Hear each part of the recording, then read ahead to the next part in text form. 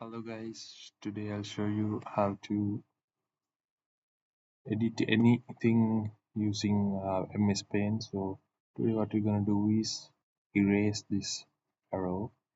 So what I'm first gonna do is zoom into this arrow, and you can erase this by writing over it. So you can use the pencil or the brush. So I'm gonna use the pencil, and this right here you can make the pencil dot larger or smaller.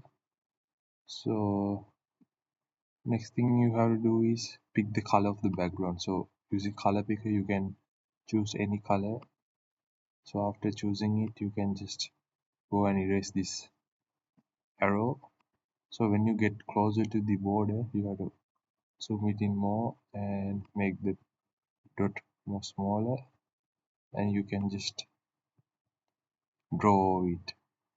So after you're done you can zoom out and you can see the arrow is completely gone.